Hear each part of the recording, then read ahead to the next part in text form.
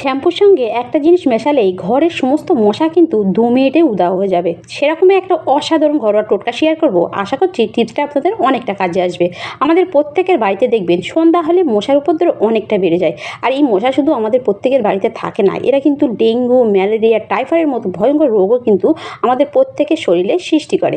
তাই আমরা হয়তো প্রত্যেকে বাড়িতে দেখবেন সন্ধ্যা হলে নানা রকম অয়েল কয়েল ধূপ কিন্তু জ্বালায়। কিন্তু এই ধূপ অয়েল কয়েল থেকে নিঃসৃত ধোঁয়া বা গন্ধ আমাদের শরীরে কিন্তু ভয়ঙ্কর রোগের সৃষ্টি হয়। তা আমরা যদি সেরকম কিছু ইউজ না করে ঘরোয়া পদ্ধতিতে এই মশা দূর করতে পারি তাহলে কেমন হয়। তা আজকে ভিডিওতে সেরকম একটা অসাধারণ টোটকা শেয়ার করব। আশা করছি টিপসটা আপনাদের অনেকটা কাজে আসবে। তার ভিডিওটা শুরু করার আগে যারা আমার চ্যানেলে নতুন আছেন তারা অবশ্যই সাবস্ক্রাইব করে আমার পাশে থাকবেন, পাশের বেল আইকনটা বাজিয়ে দেবেন।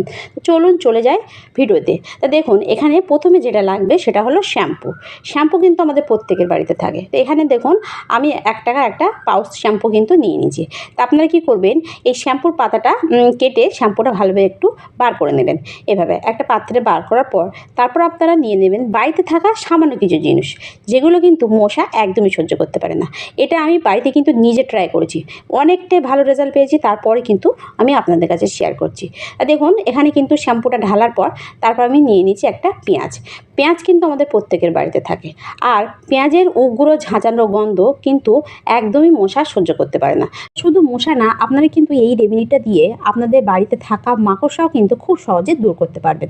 অনেক সময় দেখবেন আমাদের ঘরে বলুন রান্নাঘরে মাকড়সার জাল বনে, বা সেখানে বিশেষ করে রান্নাঘরে কিন্তু মাকড়সা থাকে। আর এই মাকড়সা যদি আমাদের কোনো রকম খাবার দাবারে পড়ে যায় দেখবেন অনেকটা মারাত্মক কিন্তু ক্ষতি হয় আমাদের শরীরে।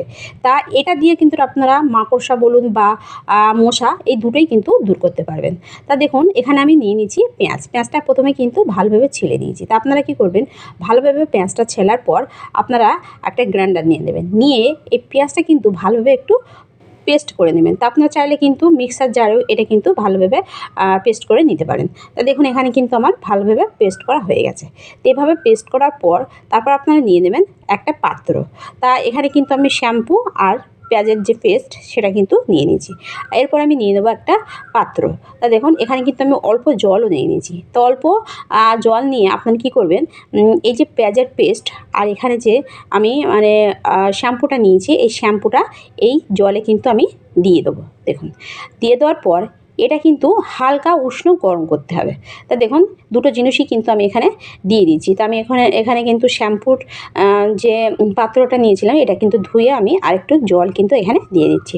তো এভাবে আপনারা অবশ্যই একটু জল দিয়ে দেবেন। দেওয়ার পর এখানে নিয়ে নেবো আমি আরেকটা জিনিস, সেটা হলো কর্পূর।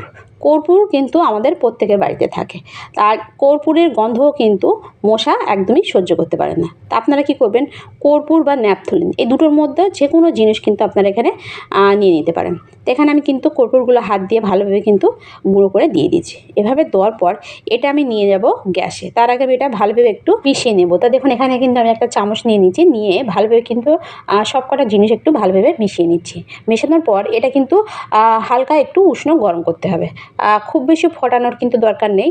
তাই এটা ভালোভাবে একটু গরম হয়ে গেলে তারপর আমি আপনাদের দেখাচ্ছি এটা আপনারা কিভাবে ইউজ করবেন। দেখুন এখানে কিন্তু আমার ভালোভাবে গরমটা করা হয়ে গেছে। গরম করার পর তারপর আপনারা নিয়ে নেবেন আরেকটা জিনিস, সেটা হলো পাতিলেবু। পাতিলেবু বা এখানে কিন্তু আপনারা হোয়াইট ভিনেগারও নিয়ে নিতে পারেন। অনেকের বাড়িতে কিন্তু হোয়াইট ভিনেগার থাকে না, তারা কিন্তু পাতিলেবু ইউজ করতে পারেন। তো এখানে কিন্তু আমি একটা পাতিলেবু দিয়ে দিয়েছি। পাতিলেবুটা দেওয়ার পর তারপর আপনারা কী করবেন, এটা আবারও কিন্তু ভালোভাবে এভাবে মিশিয়ে নেবেন। এভাবে মিশানোর পর এটা কিন্তু একটা পাত্রে ছেঁকে নিতে হবে, কেননা এটা যখন আপনারা স্প্রে করবেন তখন যদি না ছাঁকেন তখন কিন্তু এই স্প্রের বোতলের মুখে কিন্তু আটকে যেতে পারে। তা অবশ্যই আপনারা কী করবেন, এভাবে একটু ছেঁকে নেবেন। এভাবে ছাঁকার পর এতে আমি দিয়ে দেবো আরেকটা জিনিস। তা দেখুন এখানে কিন্তু আমার ভালোভাবে ছাঁকা হয়ে গেছে। তো এভাবে ছাঁকার পর তারপর আপনারা নিয়ে নেবেন ডেটল, স্যাভলন বা সুথল আমাদের প্রত্যেকের বাড়িতে কিন্তু থাকে। তো আপনারা কী করবেন, এই 3টে জিনিসের মধ্যে যে কোনো একটা জিনিস আপনারা নিয়ে নেবেন। এখানে কিন্তু আমি 1 ডালা মতো ডেটল কিন্তু দিয়ে দিচ্ছি। তা সবকটা জিনিস আপনারা কী করবেন, আবারও ভালোভাবে একটু মিশিয়ে নেবেন। আর এটা যে কতটা পাওয়ারফুল একটা রেমেডি আপনারা কিন্তু না করলে বুঝতে পারবেন না। এই রেমেডিটা আপনারা যদি বাড়িতে ইউজ করেন আপনাদের বাড়িতে থাকা প্রত্যেকটি মশা কিন্তু সঙ্গে সঙ্গে ঘরের কর্নার থেকে বেরিয়ে আসবে। আর এতে কিন্তু আপনাদের বলুন বা আপনাদের বাচ্চাদের স্বাস্থ্যের কোনো রকম ক্ষতিও হবে না। তারপরে দেখুন এখানে কিন্তু আমি একটা নিয়ে নিয়েছি স্প্রে বোতল। তো আমাদের অনেকের বাড়িতে কিন্তু স্প্রে বোতল থাকে না। তো যাদের বাড়িতে নেই তারা কিন্তু এরকম ধরনের ছোটো ছোটো কোল্ড ড্রিঙ্কের বোতলগুলো নিয়ে নেবেন। নিয়ে এর যে ছিপিটা একটু কাঁটা চামচ গরম করে একটু ছিদ্র করে নেবেন, তাহলে দেখবেন একদম একটা স্প্রে বোতলের বোতল কিন্তু হয়ে যাবে। তো দেখুন এখানে কিন্তু আমি এর ছিপিটা একটু ছিদ্র করে নিয়েছি। তা দেখুন এখানে কিন্তু আমার রেমেডিটা রেডি হয়ে গেছে। আর আমার কিন্তু এখনও বাড়তি অনেকটাই থেকে গেছে। এটা কিন্তু আমি আরেকটা মানে বোতলে ঢেলে নেব। তো এভাবে আপনারা কিন্তু রেমেডিটা রেডি করে নেবেন। আর এটা আপনারা কিন্তু 1 সপ্তাহ ধরে ইউজ করতে পারবেন।